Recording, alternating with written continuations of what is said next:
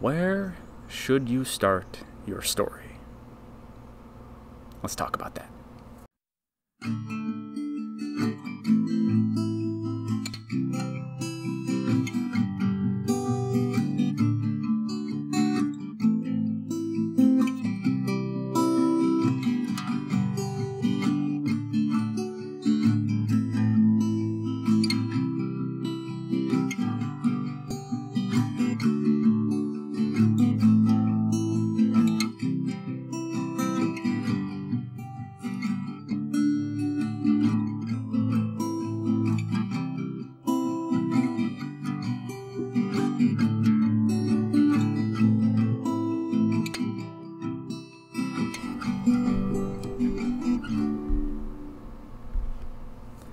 Hello and welcome to Creative Writing Corner. I am your host, writing instructor and author and nerd of words, Luke J. Morris.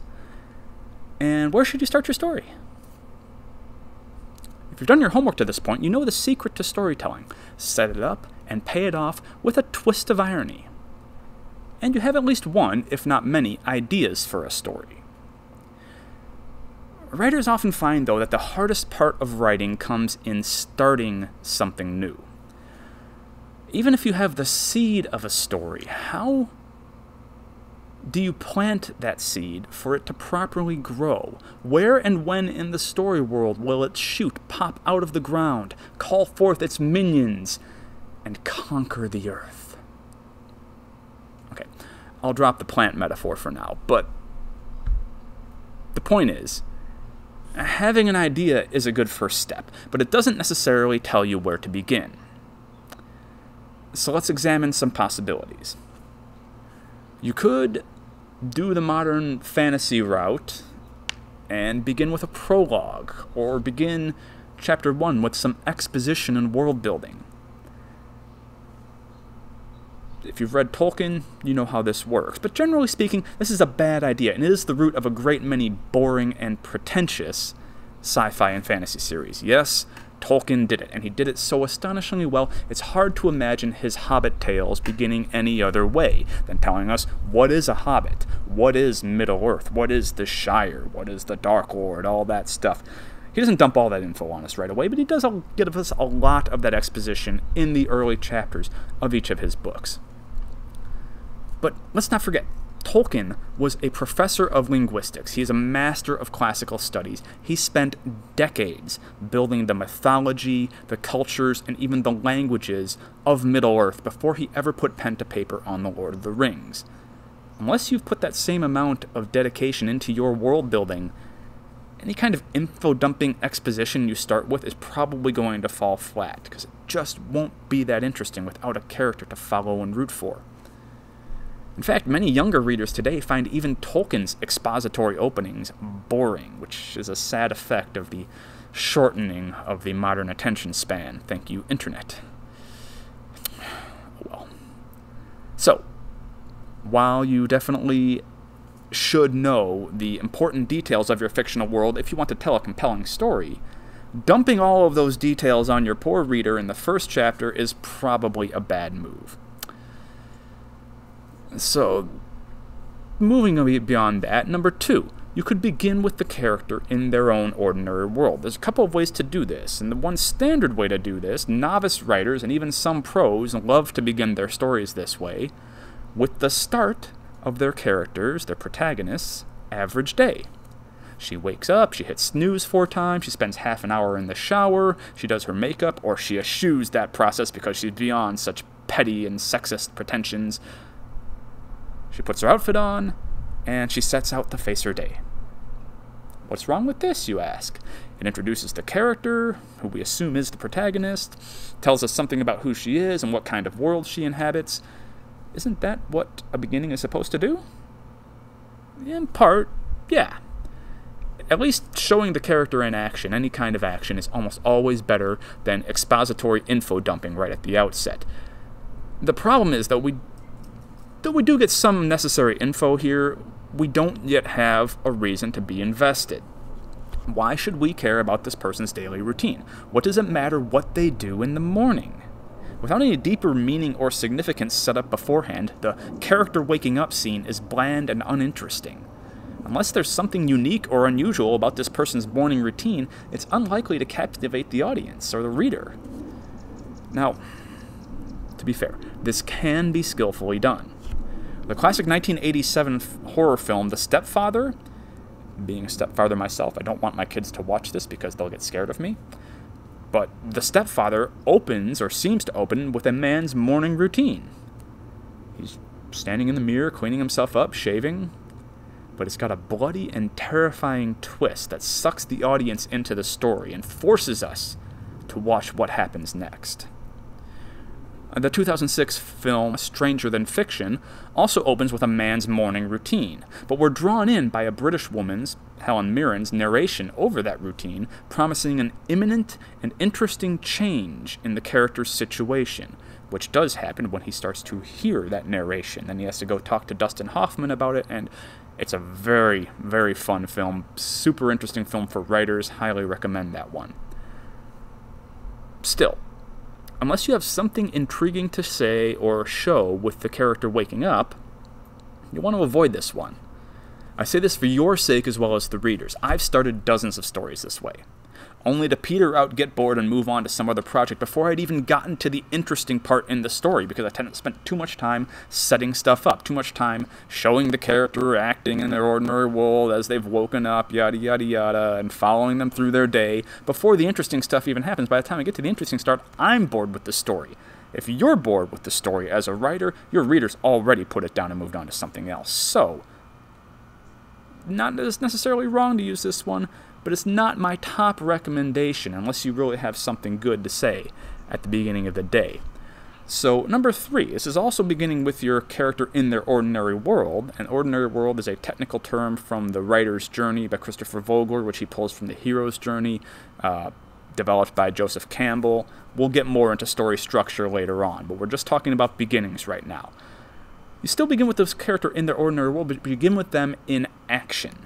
Instead of starting with the character's morning routine, why not show them in action in their ordinary world? Show them at their job, with their friends, with their significant other, or doing, or even better, attempting to do, but failing to do what they're passionate about. The advantage of this kind of start, as opposed to the morning routine start, is that it can give us more of the specifics of the character's normal life. It shows us the world that's about to be turned upside down. It provides us a status quo to contrast with the new special world, another technical term, that the character will soon be introduced to. That's the world of the story the world that throws the character out of their normal and into something special, something unique, something interesting. It begins the story. It's that inciting incident throws them into that story. So whether that special world arrives with the character losing her job, her boyfriend dumping her, her best friend being kidnapped, or her breaking her leg and destroying her dream of playing beach volleyball, whatever that special world happens to be, we start off right before that. We want to see the character's status quo. What does it look like? So for a good example of this, check out the opening to The Godfather. It begins with the wedding of Don Corleone's daughter. Yes, that's a special occasion, but it's still within the family's ordinary world. It's still the family going through a pretty routine event, following the Sicilian mafia traditions that we will hear about from the Don's eldest son, Michael, the protagonist, as he explains those operations to his girlfriend, who's non-Sicilian. Michael is his father's favorite child, but he wants nothing to do with the family business. He wants to be legitimate. Until, a little later on in the movie, his father is shot, and Michael is pulled into the special world as he becomes a part of organized crime. So we start off with the status quo, and we move away from that status quo with the inciting incident, but we still see the character acting in the normal world. We didn't see Michael wake up. We didn't see Don Corleone wake up. We didn't see Sonny Corleone wake up and take a shower and hit the snooze button. Well, they didn't have snooze buttons back there, but get ready for the day. We start within the middle of the wedding, and we move on from there. Last, the fourth way to begin, that I'm going to talk about this time anyway, is beginning in medias res. In medias res is a Latin term meaning in the middle of things. You begin in the middle of things with your special world already underway. and your protagonist struggling to keep up with it, to understand it, to deal with it, to work within that special world, to keep himself alive in some cases, to keep his relationship alive in other cases, to recover from a huge loss in another case. Whatever the special world happens to be, you begin with the character in the middle of the story's central conflict, and then you flash back to see what got him to where he is, and then you finish off showing how the character resolves that central conflict, for good or ill, by the end of the story. This is the way the epic poets always did it. From the Odyssey to Beowulf to Paradise Lost. The Odyssey, for instance, Homer, not Simpson, the other one, begins with Odysseus, also known as Ulysses, trapped on Calypso's island, where he's been for years, and he's forced to make daily love to a beautiful demigoddess. Oh, poor him. It's a thing. Anyway, he's trying to get home after the Greeks' successful raid of Troy. Odysseus himself was the master tactician who came up with the idea of the Trojan horse. Look it up. That's the one that won the Greeks the battle. So over the course of the poem, we see how he ended up there on Calypso's island, how he lost his ship and crew, and how eventually, with the help of the gods, he will leave Calypso's island and make his way home to his patiently waiting, loyal wife, who's been waiting for him for the last 20 years. Odysseus has obviously not been so loyal. It was a different time. Double standards were in place, not justifying it, just the way it was. But we do start off in the middle, go back to the beginning, and we finish up at the end. This is a very classic style of story structure, and to bring it much more modern, bringing it into the 21st century, let's talk about the Bourne Identity. You can talk about the novel, which I actually prefer to the books, to the movie, I mean, but let's talk about the movie, since more people have seen the movie, and we know who Matt Damon is. Matt Damon plays Jason Bourne, or the character known as Jason Bourne in the movie. We figured out in the books that that's not his actual name. Beyond the point.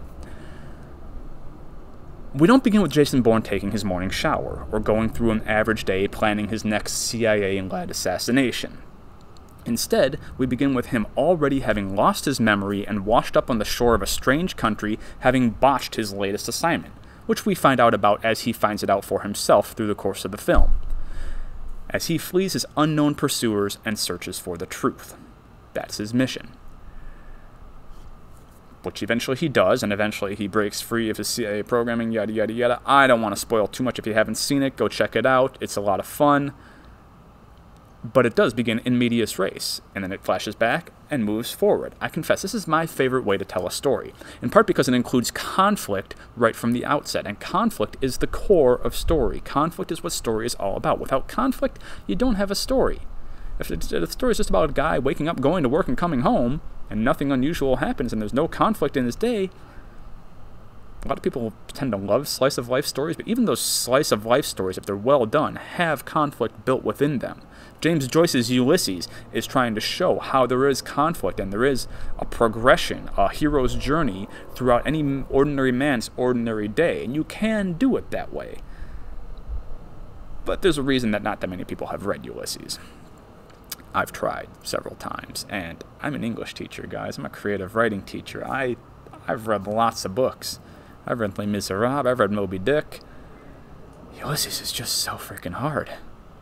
And Finnegan's Wake, also by James Joyce, even harder. Anyway, I digress. It is my favorite way to tell a story, is to start in the beginning, to move backwards and then move forwards. It includes this conflict right from the outset. That automatically draws my interest in. But it has to be done in the right way. Since you didn't show us the ordinary world beforehand, you didn't start the hero in his ordinary world, you started him already in the special world, you have to give the ordinary world to us in artful flashbacks. You have to make us care about the characters even as they pursue their agendas toward the goal. Too many stories start in medias res and go to the end and don't ever give us any reason to care about the characters. So you can't just start with action and keep it going action, action, action, action, action without stopping to let us know the characters, who they are, and care about what happens to them. So it's a more challenging way to tell a story. But done right, it is by far the most interesting, in my humble opinion. But there's no one right way to start. There you have it. 4 ways to start a story, some of which tend to work better than others, but all of which have their advantages and disadvantages. The advantage of starting with exposition is that You don't have to explain things to the people later on. We've already read it. We already know. We've already got all the background, and now we can just follow the story. That tends to eliminate a lot of the mystery from the story, and also tends to be rather boring, so it tends to make us less likely to read to the end, which is why I don't recommend doing that one. But it does have its advantages. The advantage of starting off the story with his morning routine is you can give us a whole view of the pictures of the character's ordinary world without anything interfering with that. And so we get to see what the character's life looks like before they go anywhere else. The advantage of starting with the character in action in their ordinary world is we get to see the moment before the inciting incident happens, so we get to see how it changes them. And the advantage of starting in medias res is we start with action. We start with the conflict already going, and we are given reasons to care about the characters as we go. They all have their advantages. They all have their disadvantages. Your homework assignment. Take that story idea you came up with last time, or any idea that's been floating around in your head, and write 4 different opening paragraphs for it. Start with exposition. Start with your protagonist starting her day. Start with your protagonist being herself in her ordinary world, doing her job, interacting with her partners, whatever. Or start the story in medias res, not or, and. Write 4 different openings. Write that one as well. Do all this and then reread your openings and see which one resonates with you. It's not necessarily going to be the one that resonates with me. See which one resonates with you. Alternatively, you can let a few friends read your openings and have your friends tell you which opening makes them want to read more of the story, or which one most draws them in. That's your beginning. That's what you go with. Whichever one works best for you, from there, write on. And keep on writing the story for as long as it takes you.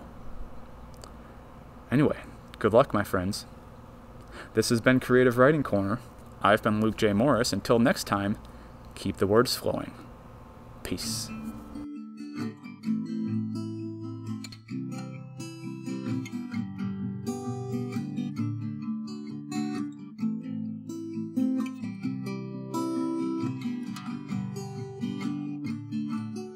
Hello, fellow writers. Thanks for watching Creative Writing Corner.